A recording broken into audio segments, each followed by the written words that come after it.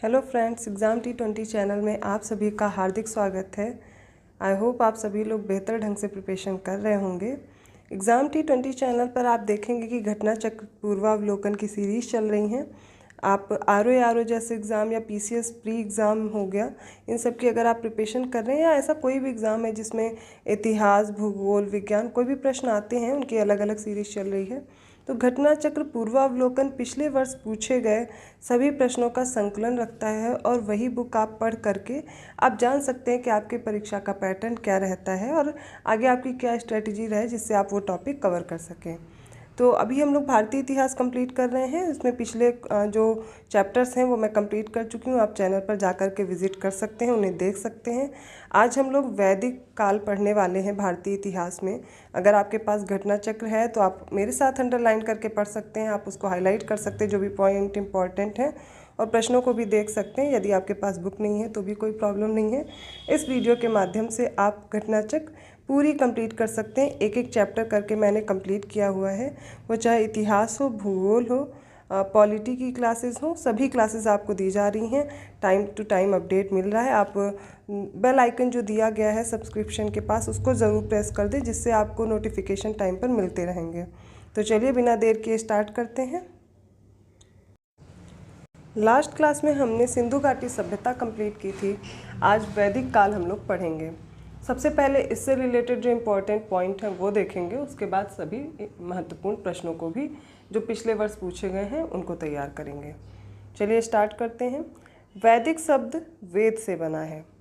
वेद का अर्थ ज्ञान होता है और भारत में सैंधव संस्कृति के पश्चात जिस नवीन सभ्यता का विकास हुआ उसे वैदिक सभ्यता या आर्य सभ्यता के नाम से जाना जाता है। देखिए यहाँ पर वैदिक सभ्यता इसे इसलिए बोल रहे हैं क्योंकि इसी समय पर वेदों की रचना हुई और यह एक प्रकार से ग्रामीण सभ्यता थी। जबकि हमने सिंधु घाटी सभ्यता पढ़ा था तब हमने जाना था कि सिंधु घाटी सभ्यता शहरी सभ्यता थी या फिर नगरीय सभ्यता थी। और वहाँ पर हमने इम्पॉर्टेंट पॉइंट्स ये पढ़े कि किस स्थल से हमने क्या क्या इम्पोर्टेंट खोज निकाली है, मतलब पुरातत्व सर्वेक्षण के बाद क्या क्या चीज़ें मिली हैं। वो एक आद्य ऐतिहासिक काल में आता है सिंधु घाटी की सभ्यता। किंतु अब यहाँ से शुरू हो रहा है वैदिक पीरियड, या फिर जिसको हम वैदिक काल बोल रहे हैं। वेदों की रचना हुई और यहाँ से हम आर्यों के जीवन के बारे में भी जान पाते हैं। सबसे पहले समझते हैं आर्य शब्द जो भाषा सूचक है, जिसका अर्थ क्या होता है, श्रेष्ठ या कुलीन। ये प्रश्न भी पूछा गया कि आर्य शब्द का अर्थ क्या है, वह है श्रेष्ठ या कुलीन। क्लासिकी संस्कृति में आर्य शब्द का अर्थ है एक उत्तम व्यक्ति। आर्यों का इतिहास मुख्यतः वेदों से ज्ञात होता है। सामान्यतः वैदिक साहित्य की रचना का श्रेय आर्यों को दिया जाता है। आर्यों के मूल निवास स्थान को लेकर मतभेद है। प्रमुख इतिहासकारों ने इस पर अलग अलग विचार व्यक्त किए हैं। चलिए सबसे पहले ये देखते हैं कि किस इतिहासकार ने आर्यों का मूल निवास स्थान कहाँ पर बताया है। हर विद्वान ने अलग अलग बताया है, इसलिए सभी का याद करना भी ज़रूरी है, पूछा जाता है। सबसे पहले देखते हैं जो LD कल्ल हैं। इन्होंने बताया आर्यों का मूल निवास स्थान कश्मीर अथवा हिमालय क्षेत्र है। जबकि पंडित जो गंगानाथ झा हैं उन्होंने बताया ब्रह्मसी देश से आर्य आए हुए हैं। डॉक्टर अविनाश चंद्र दास ने बताया ये सप्त सैंधव प्रदेश के थे। DS त्रिवेदी ने बताया देविका प्रदेश जो कि मुल्तान है। गॉर्डन चाइल्ड ने बताया ये दक्षिणी रूस के हैं। मैक्स मूलर ने बताया मध्य एशिया के हैं। और पंडित बाल गंगाधर तिलक ने क्या बताया, ये उत्तरी ध्रुव से हैं। जबकि स्वामी दयानंद सरस्वती ने इन्हें तिब्बत का कहा, हर्ट एवं पेनका ने जर्मनी का कहा और गाइल्स ने इन्हें कहाँ का कहा, हंगरी का कहा। ये टेबल आप बहुत अच्छे से देख लीजिए, यहाँ से प्रश्न बन सकते हैं, इसको आप तैयार कर लीजिए। अब देखते हैं, सबसे पहले हम ये जानते हैं कि जो वैदिक काल है इसमें वेदों की रचना हुई, तो वैदिक काल को भी दो भाग में हम विभाजित करते हैं। कौन कौन सा? पहला तो ऋग्वैदिक है, दूसरा क्या है, पूर्व वैदिक काल। माफ़ कीजिएगा, पहला है ऋग्वैदिक काल या फिर पूर्व वैदिक काल जो कि 1500 से 1000 ईसा पूर्व तक है। दूसरा है उत्तर वैदिक काल जो कि 1000 से 600 ईसा पूर्व है। समय बहुत इंपॉर्टेंट है, याद करना, इसको याद रखिए। ऋग्वैदिक काल को दो भाग में विभाजित करते, पहला है पूर्व वैदिक और दूसरा है उत्तर वैदिक। पूर्व वैदिक का समय अगर आपसे पूछा जाएगा तो लगभग 500 वर्ष का है, 1500 ईसा पूर्व से 1000 ईसा पूर्व। और उत्तर वैदिक काल की बात करें तो 1000 ईसा पूर्व से 600 ईसा पूर्व। अब जानते हैं कि ऋग्वैदिक काल का इतिहास पूर्णतः ऋग्वेद से ज्ञात होता है और ऋग्वेद में लोहे का उल्लेख नहीं है। उत्तर वैदिक ग्रंथों में लोहे का उल्लेख मिलता है। किंतु जब हम सिंधु घाटी सभ्यता पढ़ रहे थे वहाँ पर लोहे का बिल्कुल भी उल्लेख नहीं था। और यह प्रश्न पूछा जाता है तो आप बिल्कुल आंसर कर सकते हैं कि सिंधु घाटी सभ्यता के लोग लोहे से परिचित नहीं थे। ऋग्वेद में नदी सूक्त में 21 नदियों का वर्णन है, जिसमें सबसे पश्चिम में कुभा है और सबसे पूर्व में गंगा। अर्थात हम ये समझ सकते हैं जो ऋग्वैदिक समय का जो काल रहा है वहाँ पर कहाँ से कहाँ तक ये फैली हुई है सभ्यता, तो ये कुभा से लेकर के गंगा तक एक अनुमान लगाया जा रहा है कि वहाँ तक फैली हुई थी। ऋग्वेद में अफगानिस्तान की 4 नदियों क्रुमु, कुभा, गोमती और सुवास्तु इनका उल्लेख मिलता है। नाम फिर से देख लीजिए, क्रुमु, कुभा, गोमती और सुवास्तु। ऋग्वेद में सप्त सैंधव प्रदेश की 7 नदियों का उल्लेख मिलता है। अब ये नदियाँ कौन कौन सी हैं? सरस्वती, विपाशा, परुष्णी, वितस्ता, सिंधु, सतुत्री और अश्किनी। देखिए सबके नाम अलग अलग हैं। पुराने समय में प्राचीन नाम ये अलग हैं, आधुनिक नाम अब चेंज हो गए हैं। तो सबसे पहले देखिए सरस्वती, विपाशा, परुष्णी, वितस्ता, सिंधु, सतुत्री और अश्किनी। ऋग्वेद में यमुना नदी का 3 बार जबकि गंगा नदी का सिर्फ 1 बार उल्लेख हुआ है। आगे बात करते हैं, इसमें कश्मीर की एक नदी है जो कि मरुद्वधा है, इसका उल्लेख मिलता है। अभी हम ऋग्वेद के बारे में पढ़ रहे हैं, तो ऋग्वेद में किसका उल्लेख कितनी बार मिला है ये जानना जरूरी है, इसलिए ये चीज़ें हम लोग जान रहे हैं। ऋग्वेद में सिंधु नदी का सर्वाधिक बार उल्लेख मिला है, जबकि ऋग्वैदिक आर्यों की सबसे पवित्र नदी कौन सी थी? सरस्वती। पवित्र नदी सरस्वती है, किंतु इनका इस वेद में जो सबसे ज़्यादा उल्लेख किया गया वो किसका है? सिंधु नदी का। अब जो सरस्वती नदी है जिसको सबसे पवित्र माना गया है उसे मातेतमा, देवीतमा और नदीतमा इसमें नदियों का प्रमुख कहा गया है। सिंधु नदी को उसके आर्थिक महत्व के कारण हिरण्ययनी कहा गया है तथा इसके गिरने की जगह परावत अर्थात अरब सागर बताई गई है। गंगा यमुना के दोआब एवं उसके समीपवर्ती क्षेत्रों को आर्यों ने ब्रह्मर्षि देश कहा। आर्यों ने हिमालय और विंध्याचल पर्वतों के बीच का नाम मध्य देश रखा। कालांतर में आर्यों ने संपूर्ण उत्तर भारत में अपना विस्तार कर लिया, जिसे आर्यवर्त कहा गया। 1400 ईसा पूर्व के बोगस कोई एशिया माइनर का अभिलेख है और इसमें ऋग्वैदिक काल के देवताओं जैसे इंद्र, वरुण, मित्र तथा नासत्य का उल्लेख मिलता है। मोस्ट इम्पॉर्टेंट पॉइंट है कि जो बोगस कोई अभिलेख है ये ऋग्वैदिक काल में जो देवता होते थे इंद्र, वरुण, मित्र, नासत्य, इनका उल्लेख इसमें मिलता है और ये कब का है? 1400 ईसा पूर्व की बात है। ये इंपॉर्टेंट पॉइंट है, अभी कभी याद कर लीजिए साथ में। अब हम देखते हैं ऋग्वैदिक काल की, अभी हम कुछ नदियाँ पढ़ रहे थे जैसे विपाशा, परुष्णी, अश्किनी, ये सब हैं। इन नदियों के नाम पूछे जाते हैं पेपर में, आपको प्राचीन नाम दे दिया जाता है और पूछ लिया जाता है आधुनिक नाम क्या है, या आधुनिक नाम दे करके प्राचीन नाम पूछा जाता है। इन नदियों में सबसे पहला नाम देखते हैं अश्किनी। अश्किनी का आधुनिक नाम क्या है? चेनाब। विपाशा को क्या बोलते हैं? व्यास। रावी का पहले क्या नाम था? परुषिणी। वितस्ता झेलम का नाम है। कुभा काबुल, क्रुमु कुर्रम। पहले तो इतनी याद कर लीजिए, अश्किनी शिनाब, विपाशा व्यास, परुषिणी रावी, वितस्ता झेलम, कुभा काबुल, क्रुमु कुर्रम। आगे देखते हैं, गोमती का आधुनिक नाम गोमल है। सुवास्तु स्वात नदी है। सदानीरा गंडक है। सुतुद्री सतलज का नाम है और दुष्दती घग्गर का नाम है। गोमती गोमल, सुवास्तु स्वास्त, सदानीरा गंडक, सुतुद्री सतलज और दसदती घग्गर है। इन सारे नामों को आप अच्छी तरह से याद कर लीजिए। अब आगे देखते हैं, वैदिक साहित्य को श्रुति भी कहा जाता है। क्या बोलते हैं? श्रुति। अब श्रुति क्यों बोलते हैं इसको? क्योंकि इसका शाब्दिक अर्थ है सुना हुआ। भारतीय साहित्य में वेद सर्वाधिक प्राचीन है।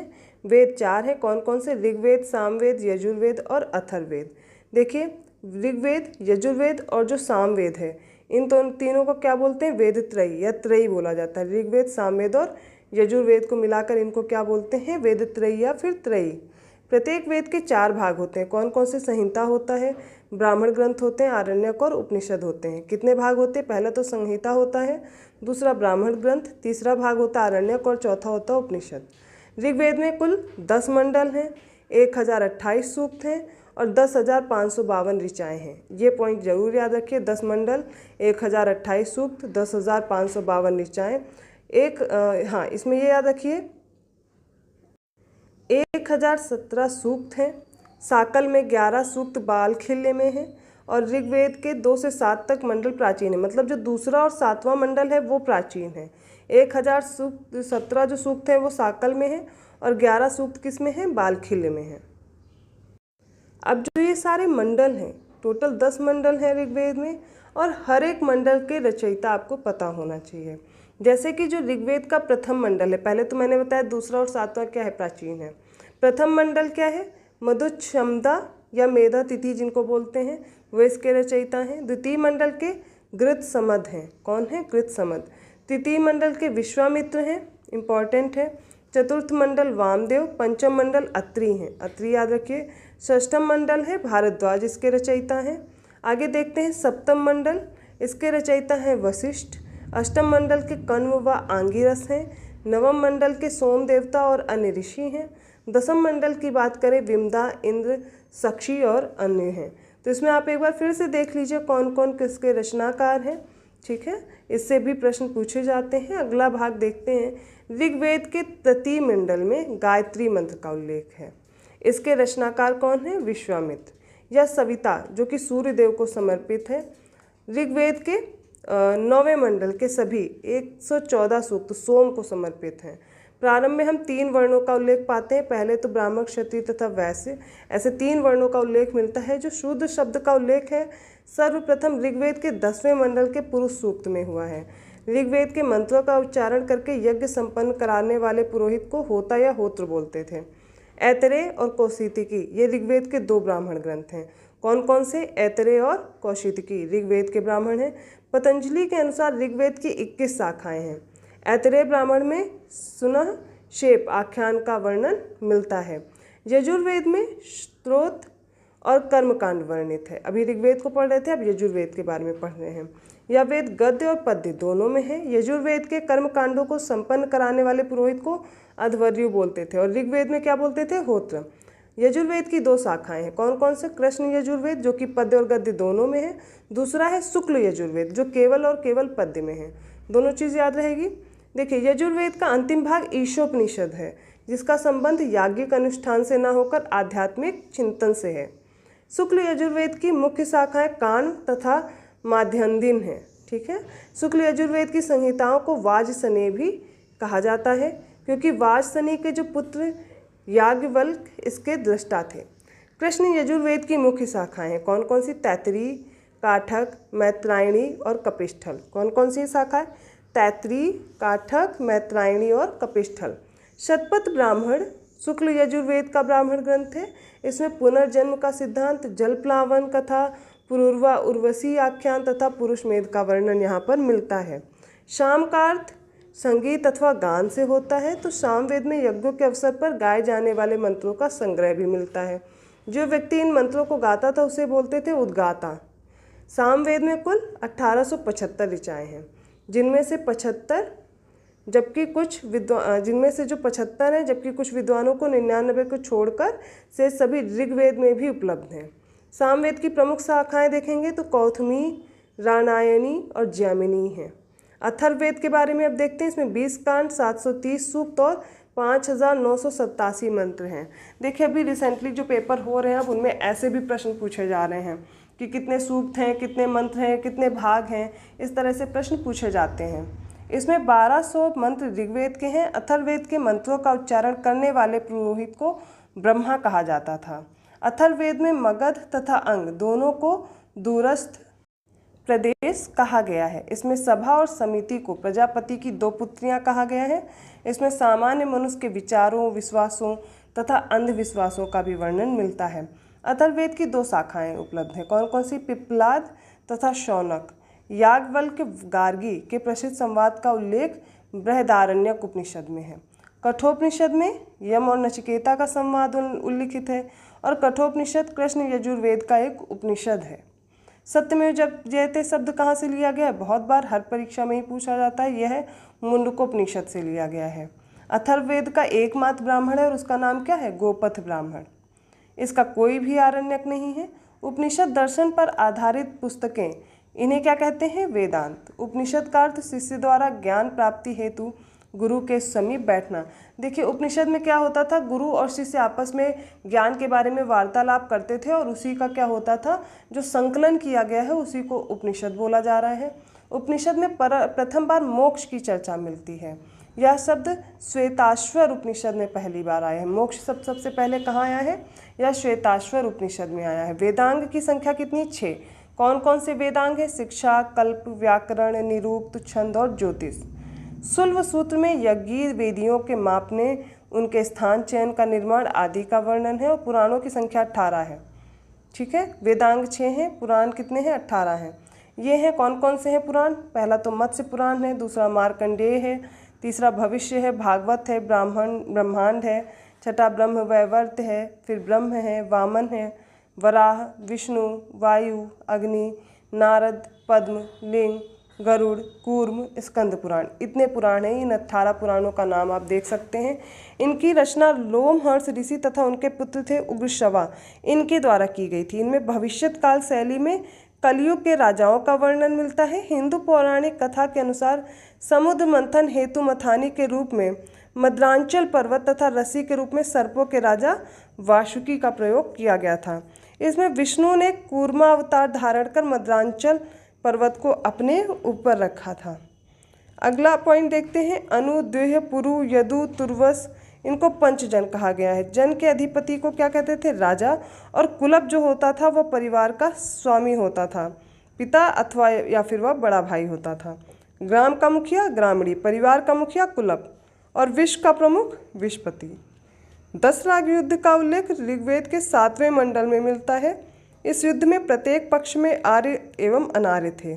यह युद्ध परुष्णी नदी, जिसका अभी आधुनिक नाम क्या है, अभी हम लोगों ने पढ़ा था रावी नदी, इसके तट पर लड़ा गया था। दशराग युद्ध भरतों के राजा जो सुदास हैं, तित्सु राजवंश के, तथा 10 राजाओं के एक संघ, इनमें पंचजन, 5 लघु जनजाति से अलिन, पक्त, भलान, शिव, विषाणिन, इनके राजा सम्मिलित थे। इनके मध्य ये युद्ध हुआ था। इस युद्ध में सुदास की विजय हो जाती है।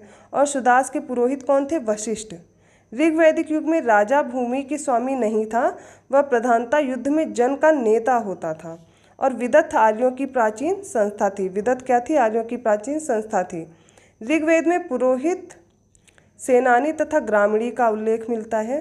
पुरोहित युद्ध के समय राजा के साथ जाता था। स्पष्ट क्या थे? गुप्तचर। दूत नामक कर्मचारियों का भी उल्लेख मिलता है। ये पॉइंट जरूर याद रखिए। गुप्तचर कौन थे? स्पष्ट। ऋग्वैदिक समाज की छोटी इकाई परिवार या कुल होती थी। ऋग्वैदिक समाज पितृसत्तात्मक समाज था। वरुण सूक्त के शुनहसेप आख्यान से ज्ञात होता है कि पिता अपनी संतान को बेच सकता था। ऋग्वैदिक कालीन समाज प्रारंभ में वर्ग विभेद से रहित था। ऋग्वेद में वर्ण शब्द रंग के अर्थ में तथा कहीं कहीं व्यवसाय के चयन के अर्थ में प्रयोग होता था।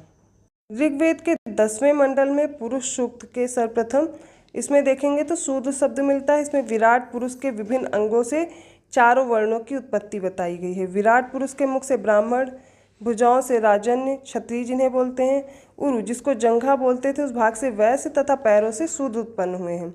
और जो गोत्र शब्द है, इसका सबसे पहले जो उल्लेख है वो ऋग्वेद में ही मिलता है। गोत्र शब्द का मूल अर्थ क्या है? गोष्ठ या वह स्थान जहाँ समूचे कुल का गोधन पाला जाता था, परंतु बाद में इसका अर्थ एक ही मूल पुरुष से उत्पन्न लोगों का समुदाय हो गया। गोत्र प्रथा की स्थापना उत्तर वैदिक काल में हुई थी। आर्यों द्वारा अनार्यों को दिए गए विभिन्न नाम हैं, जैसे अब्राह्मण, वेदों को ना मानने वाला जिसको बोलते हैं, या आयज्वन जो कि यज्ञ नहीं कर सकता था, अनासह जो बिना नाक वाले होते थे, या अदेवयु जो देवताओं को ना मानते हो, अव्रत जो वैदिक व्रतों का पालन ना करते हों, तथा मृदवाक जो कटुवाणी वाले हों। तो आप देखिए इसमें से आप इन शब्द से इनका अर्थ पहचानें, ये आपको आना चाहिए इसलिए दिया गया है। आगे देखते हैं। शतपथ ब्राह्मण में पत्नी को पति की अर्धांगिनी कहा गया है। और ऋग्वेद में जायदस्तम अर्थात पत्नी ही ग्रह है कहकर उसके महत्व को स्वीकार किया गया। देखिए पहले स्त्रियों की स्थिति काफ़ी सही थी, ऐसा नहीं था कि पहले से ही स्त्रियों की स्थिति, बाद में जब उत्तर वैदिक काल आता है धीरे धीरे स्त्रियों की जो स्थिति है वो निम्न होती जाती है, उन्हें शूद्रों के समान माना जाने लगता है। पहले ऐसा कुछ भी नहीं था। आप देख रहे हैं यहाँ पर क्या हुआ है, कहा गया है स्त्री ही ग्रह है या पत्नी ही ग्रह है। कन्या के विदाई के समय जो उपहार एवं द्रव्य दिए जाते थे उसे वहतु कहा जाता था। स्त्रियों में पुनर्विवाह तथा नियोग प्रथा प्रचलित थी। नियोग प्रथा से उत्पन्न संतान क्षेत्रज कहलाती थी। समाज में सती प्रथा के प्रचलन का उदाहरण नहीं मिलता है। जो कन्याएं जीवन भर कुंवारी रहती थी उन्हें अमाजू कहा जाता था। ऋग्वेद में घोषा, लोपामुद्रा, विश्ववारा, देखिए नाम ये देख लीजिए, घोषा, लोपामुद्रा, विश्ववारा, पाला, ये स्त्रियां शिक्षित थी जिन्होंने कुछ मंत्रों की रचना भी की थी। लोपामुद्रा अगस्त्य ऋषि की पत्नी थी। आर्य मांसाहारी तथा शाकाहारी दोनों प्रकार का भोजन करते थे। भोजन में दूध, घी, दही आदि का विशेष महत्व था। दूध में पकी हुई खीर, जिसको क्षीरपाक औदन का उल्लेख इसको मिलता है। ठीक है। जौ के सत्तू को दही में मिलाकर करम्ब नामक खाद्य पदार्थ बनाया जाता था। ऋग्वैदिक काल में 3 प्रकार के वस्त्र प्रचलित थे। कौन कौन से? नीवी, वासस और अधिवासस। आप इनके नाम जरूर याद रखिए। स्त्री एवं पुरुष दोनों आभूषण पहनते थे। ऋग्वैदिक आर्य आमोद प्रमोद का जीवन व्यतीत करते थे। रथ दौड़, घुड़दौड़, पासा खेल उनके मनोरंजन के साधन थे। वाद्यों में झांझ, मंजीरे, दुंदुभी, करकरी, वीणा, बांसुरी, इन सब का भी उल्लेख है। अब जानते हैं आर्यों की संस्कृति के बारे में कि थी ये कैसी थी। मूलतः यह ग्रामीण थी। कृषि और पशुपालन उनके आर्थिक जीवन का मूल आधार था। ऋग्वेद में पशुपालन की तुलना में कृषि का उल्लेख थोड़ा सा कम मिलता है और ऋग्वेद के मात्र 24 मंत्रों में ही कृषि का उल्लेख है। उर्वरा या क्षेत्र कृषि योग्य हुई भूमि को कहा जाता था। बुआई, कटाई, मड़ाई इन सभी क्रियाओं से लोग परिचित थे। ऋग्वेद में कुल्या नहर को बोलते थे। कूप तथा अवट खोद कर बने हुए जो गड्ढे हो गए। अश्मचक्र, रहट की चरखी, इनका सबका उल्लेख मिलता है। ऋग्वैदिक समाज में व्यवसाय आनुवांशिक नहीं थे। ऋग्वेद में तक्षा, इनको बढ़ई बोलते थे। जो बढ़ई लोग होते थे उनको तक्षा बोलते थे। स्वर्णकार, चर्मकार, वाय जैसे जुलाहा हो गए। कर्मा, जो धातु कर्म करने वाले थे। कुंभकार, इन सब का उल्लेख मिलता है। कताई बुनाई का कार्य स्त्री पुरुष दोनों करते थे। ऋग्वेद से पता चलता है कि सिंध तथा गांधार प्रदेश सुंदर ऊनी वस्त्रों के लिए विख्यात थे। व्यापार अदला बदली प्रणाली पर आधारित था। विनिमय के माध्यम के रूप में निष्क, ये शब्द जरूर याद रखिए, निष्क का उल्लेख मिलता है। व्यापार वाणिज्य प्रधानता पड़ी वर्ग के लोग करते थे और ऋग्वेद आर्य जो थे वो लोहे से परिचित नहीं थे। अब हम देखते हैं कुछ शब्दावली हैं जिनसे प्रश्न हर बार पूछ लिया जाता है और उनका अर्थ क्या है। ऋग्वैदिक कालीन देखते हैं, जैसे नीवी है। नीवी का मतलब है कमर के नीचे पहने जाने वाला जो वस्त्र है वो क्या कहलाएगा? नीवी।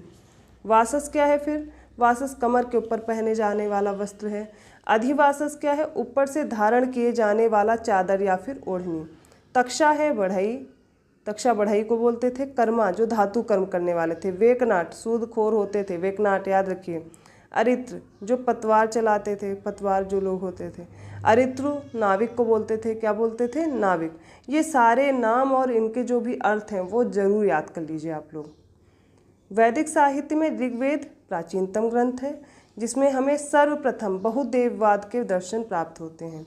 यास्क के निरुक्त के अनुसार ऋग्वैदिक देवताओं की संख्या मात्र 3 बताई गई है। ऋग्वेद में एक अन्य स्थल पर प्रत्येक लोक में 11 देवताओं का निवास मानकर उनकी संख्या 33 बताई गई है। ऋग्वैदिक देवताओं का वर्गीकरण 3 वर्गों में किया गया है, जैसे पृथ्वी के देवता, पृथ्वी, अग्नि, बृहस्पति और सोम आदि हो गए। पृथ्वी के देवता कौन कौन से हैं? पृथ्वी, अग्नि, बृहस्पति और सोम। आकाश के देवता में वरुण, सूर्य, मित्र, पूषण, विष्णु, अश्विन ये सब आते थे। अंतरिक्ष के देवता में इंद्र, पर्जन्य, रुद्र, आपह, वायु, वात ये सब आते थे। इंद्र को विश्व का स्वामी कहा गया है। इन्हें पुरंदर अर्थात किलों को तोड़ने वाला कहा गया है। ऋग्वेद में सर्वाधिक सूक्त जो कि 250 है वो इंद्र को ही समर्पित है। इंद्र को आर्यों का युद्ध नेता तथा वर्षा का देवता माना जाता है। ऋग्वेद में अग्नि को 200 सूक्त समर्पित हैं और वह इस काल के दूसरे सर्वाधिक महत्वपूर्ण देवता हैं। ऋग्वैदिक देवताओं में सोम का तीसरा स्थान आता है। सबसे पहले कौन है? इंद्र हैं 250 सूक्त, फिर दूसरे हैं अग्नि 200 सूक्त, तीसरे हैं सोम। उसके बाद वरुण को समुद्र का देवता एवं ऋतु का नियामक बोला जाता था। वरुण को वैदिक सभ्यता में नैतिक व्यवस्था का प्रधान माना जाता था। इसी कारण ऋतस्य गोपा इनका नाम था। याद रहेगा, ऋतस्य गोपा। ईरान में वरुण को अहुरमंजदा तथा यूनान में ओरनोज नाम से जाना जाता था। ऋग्वेद के 9वें मंडल के सभी 114 मंत्र सोम को ही समर्पित हैं। वनस्पतियों और औषधियों के देवता कौन है? पूषण। इनके रथ को बकरे द्वारा खींचते हुए प्रदर्शित किया गया है। जंगल की देवी अरण्यायनी जबकि ज्ञान की देवी सरस्वती थी। जंगल की देवी अरण्यानी और ज्ञान की देवी सरस्वती। उत्तर वैदिक काल में अनु, द्विह, तुर्वुस, कृवि, पुरु तथा भरत इन जनों का लोप हो गया। शतपथ ब्राह्मण में कुरु और पांचाल को वैदिक सभ्यता का सर्वश्रेष्ठ प्रतिनिधि बताया गया है। छांदोग्यो, जो छांदोग्योपनिषद है, इससे ज्ञात होता है कुरु जनपद में कभी ओले नहीं पड़े और ना ही टिड्डियों के उपद्रव का कारण अकाल ही पड़ा। उत्तर वैदिक काल में काशी, कौशल, कुरु, पांचाल, विदेह, मगध, अंग ये क्या थे? प्रमुख राज्य थे। उपनिषद में कुछ क्षत्रिय राजाओं के उल्लेख प्राप्त होते हैं। विदेह के जनक, पांचाल के राजा प्रवाहर जाबाली, केकय के राजा अश्वपति और काशी के राजा अजातशत्रु इसमें प्रमुख थे। अब अलग अलग दिशा में जो राजा थे उनके अलग अलग नाम थे, उनको देख लेते हैं। पूर्व में सम्राट थे, पश्चिम में स्वराट बोला जाता था, उत्तर में विराट थे, दक्षिण में भोज और मध्य में राजा। पूर्व में क्या नाम है? सम्राट बोला जाता था, पश्चिम में स्वराट बोला जाता था, उत्तर में विराट, दक्षिण में भोज और मध्य में राजा। ऐत्रेय ब्राह्मण में सर्वप्रथम राजा की उत्पत्ति का सिद्धांत मिलता है। ऐत्रेय ब्राह्मण में कहा गया है कि समुद्र पर्यंत पृथ्वी का शासक एकराट होता है।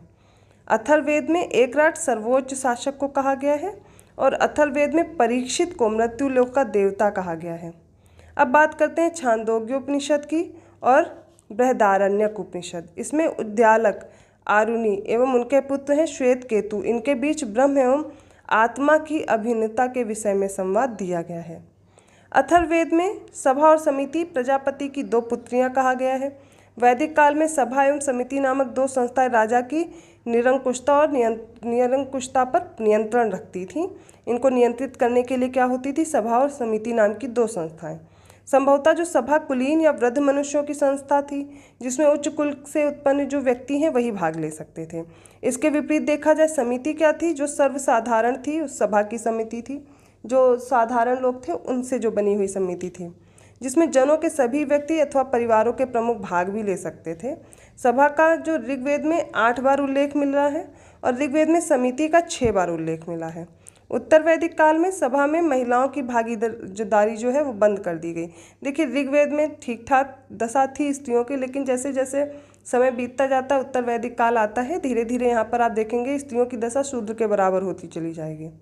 अब बात करते हैं संहिता एवं ब्राह्मण काल तक सीमित प्रभाव था और यह केवल परामर्शदायिनी परिषद ही रह गई। जो समिति है इसका प्रभाव काफ़ी कम हो गया, धीरे धीरे ये सिर्फ परामर्श देने के लिए बची। राजसूय यज्ञ में रत्न हविष उत्सव के समय राजा रत्नीन के घर जाता था। अलग अलग ग्रंथों में रत्नीनों की संख्या अलग अलग प्राप्त होती है। जैसे शतपथ ब्राह्मण में 12 रत्नीनों का उल्लेख है। अब ये 12 रत्नीन जो भी हैं उनको सबको देख लीजिए। जैसे पुरोहित, ये क्या होता था? राजा का प्रमुख परामर्शदाता होता था। सेनानी, सेना का प्रमुख। ग्रामीण या ग्रामणी, ग्राम का मुखिया। महिषी, राजा की पत्नी। अब थोड़े जो डिफ़िकल्ट नाम है जिनको आप नहीं पहचान पा रहे उनको जरूर याद कर लीजिए। सूत क्या होता था? रथ सेना का नायक। संग्रहीता कोषाध्यक्ष होता था। भागदूत, कर एकत्र करने वाला अधिकारी। अभी पीसीएस प्रीलिम्स एग्ज़ाम हुआ है जो कि 2023 का, इसमें देखेंगे ये प्रश्न अभी पूछा भी गया है। भागदूत के बारे में, यह कौन होता था प्राचीन काल में? तो कर एकत्र करने वाला अधिकारी। इसीलिए ये सब चीज़ें इंपॉर्टेंट हैं। आजकल ऐसे प्रश्न बहुत ज़्यादा पूछे जा रहे हैं। अक्षवाप, आय व्यय गणनाध्यक्ष। द्यूत, क्रीड़ा में राजा का मित्र होता था अक्षवाप। और क्या है? पालागल, ये विदूषक था। पालागल विदूषक। क्षात्रिय, क्षता प्रतिहारी या दौवारिक होता था। अब बात करते हैं शतपथ ब्राह्मण तथा काठक संहिता में गोवी कर्तन, गवाध्यक्ष, तक्षा जो बढ़ई होता था, और रथ का रथ बनाने वाले का नाम भी रत्नियों की सूची में मिलता है। किसमें? शतपथ ब्राह्मण में।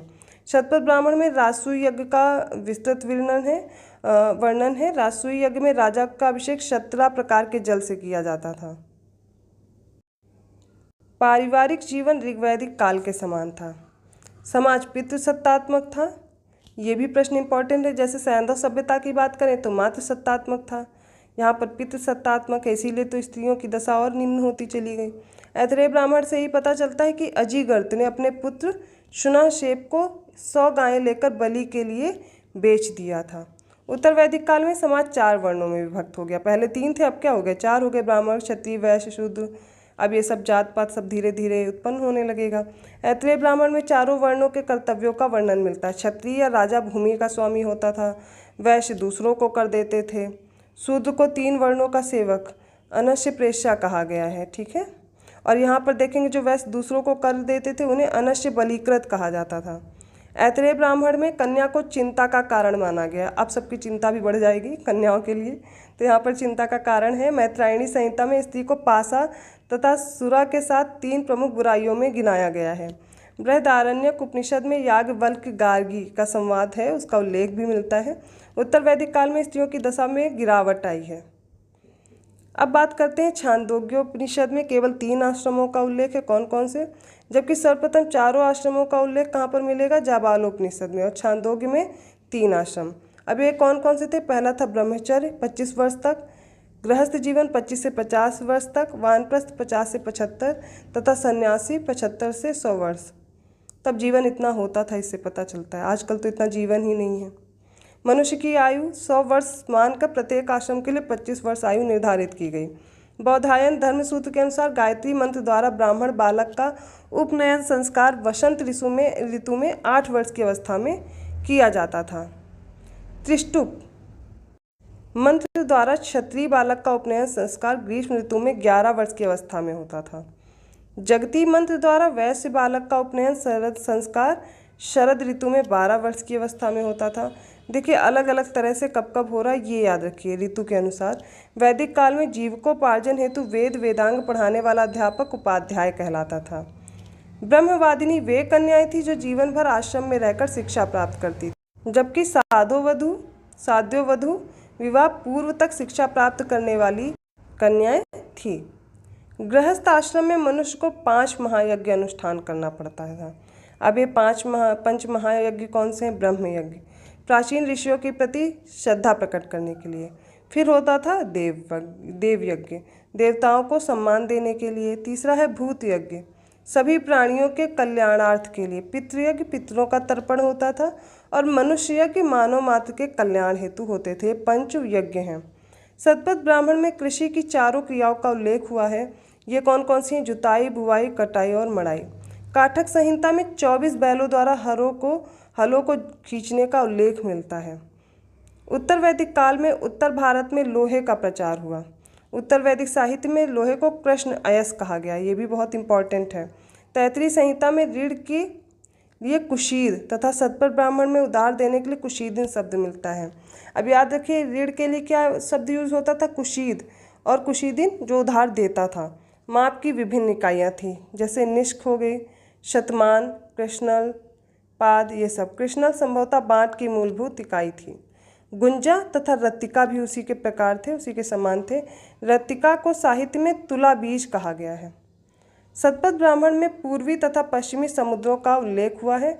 और वाजसनेयी संहिता में तैत्तिरीय ब्राह्मण में विभिन्न व्यवसायों की लंबी सूची मिलती है।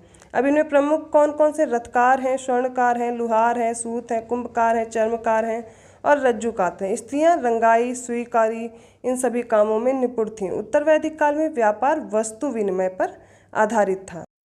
उत्तर वैदिक काल में धर्म और दर्शन के क्षेत्र में महत्वपूर्ण परिवर्तन हुए। ऋग्वैदिक काल के वरुण, इंद्र आदि का स्थान प्रजापति, विष्णु एवं रुद्र शिव ने ले लिया। यज्ञों में पशु बलि को प्राथमिकता दी गई तथा अन्य आहुतियां गौड़ होने लगीं। राजसूय, अश्वमेध तथा वाजपेय जैसे विशाल यज्ञों का अनुष्ठान किया जाने लगा। अग्निष्टोम यज्ञ 7 दिनों तक चलता था। पहली बार शतपथ ब्राह्मण में पुनर्जन्म के सिद्धांत का उल्लेख मिलता है। उपनिषदों में ब्रह्म एवं आत्मा के संबंधों की व्याख्या की गई है। पुरुषार्थ की संख्या 4 है। कौन कौन से? धर्म, अर्थ, काम और मोक्ष। धर्म, अर्थ तथा काम को त्रिवर्ग कहा गया है। ग्रह सूत्रों में 16 प्रकार के संस्कारों का उल्लेख है। अब ये कौन कौन से? गर्भाधान, पुंसवन, सीमंतोन्नयन, जातकर्म, नामकरण, निष्क्रमण, अन्नप्राशन, चूड़ाकर्म, कर्णवेद, विद्यारंभ, उपनयन संस्कार, वेदारंभ, केशांत, समावर्तन, विवाह एवं अंत्येष्टि। ये इस प्रकार के संस्कार यहाँ पर दिखाए गए हैं, 16 प्रकार के।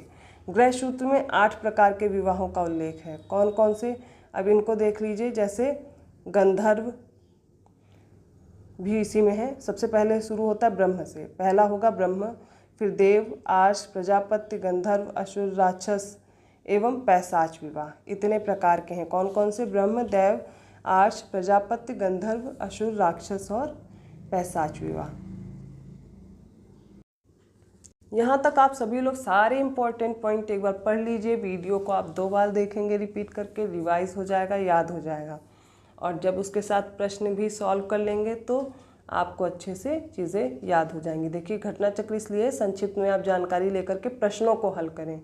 इससे पहले आई होप आपने थ्योरी पढ़ रखी होगी, ये बुक अच्छे प्राचीन इतिहास अच्छे से पढ़ रखा होगा, तभी आप इस प्रश्न को हल करें। अगर नहीं भी पढ़ा फिर भी एक बार आप रिवाइज कर सकते हैं प्रश्नों के आकलन के लिए कि कैसे प्रश्न होते हैं। तो चलिए अब इससे रिलेटेड प्रश्न भी तो देख लेते हैं। आर्य शब्द इंगित करता है किसको? नृजाति समूह को, यायावरी जन को, भाषा समूह को या श्रेष्ठ वंश को? तो आर्य क्या थे? श्रेष्ठ वंश को या कुलीन जिनको बोला जाता है वो रहे हैं। आर्य प्राचीन भारत यूरोपीय एवं प्राचीन ईरानी भाषा बोलने वालों के लिए प्रयुक्त शब्द है। वैदिक संस्कृति में आर्य शब्द श्रेष्ठ, शिष्ट अथवा सज्जन तथा नैतिक अर्थ में महाकुल, कुलीन, सभ्य, साधु आदि के लिए प्रयोग होता था।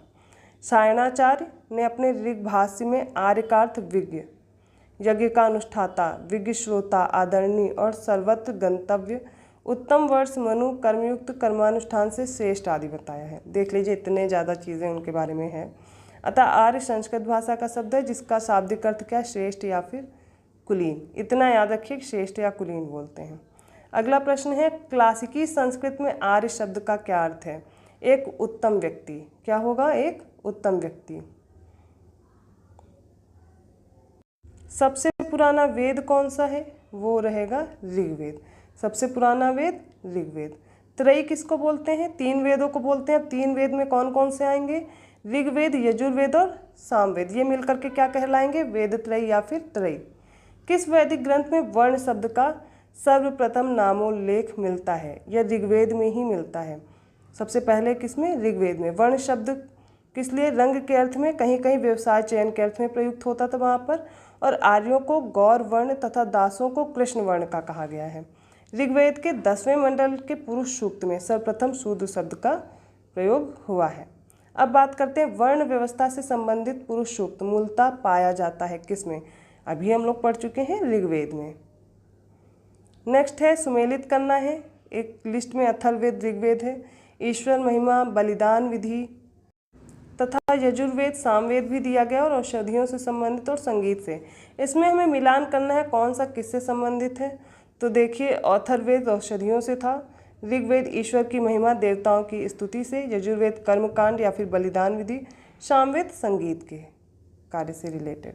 अगला प्रश्न फिर से ऐसे ही दिया गया, सूची 1 को सूची 2 से सुमेलित करना है।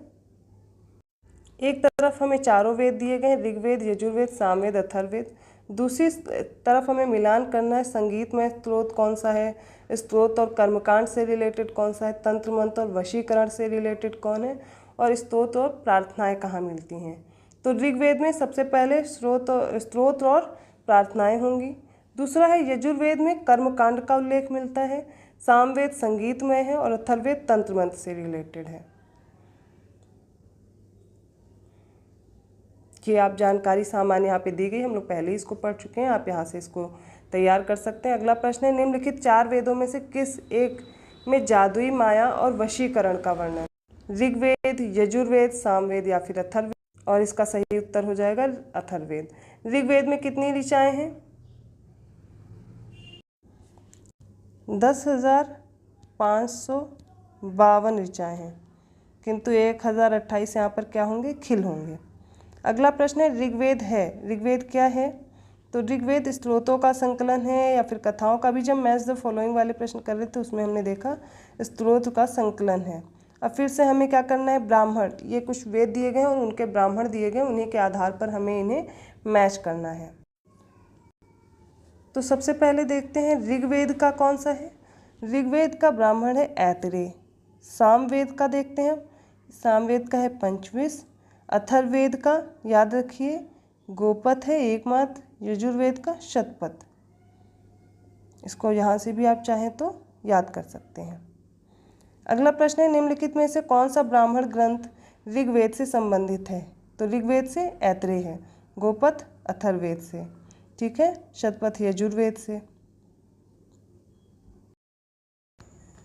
इस प्रकार इस प्रश्न का उत्तर हो जाएगा ऑप्शन ए, ऐतरेय ब्राह्मण। यहाँ तक हमने वैदिक काल से रिलेटेड कुछ प्रश्न देखे, साथ में जो इम्पोर्टेंट फैक्ट थे उन्हें लर्न किया है। अगले पार्ट में हम लोग इससे रिलेटेड जितने भी प्रश्न हैं पिछले वर्ष पूछे गए हैं वो सारे प्रश्नों को हम लोग तैयार करेंगे। अगर आपको वीडियो अच्छा लगा तो प्लीज़ लाइक कीजिए, सब्सक्राइब कीजिए चैनल और लोगों को भी शेयर कीजिए। धन्यवाद।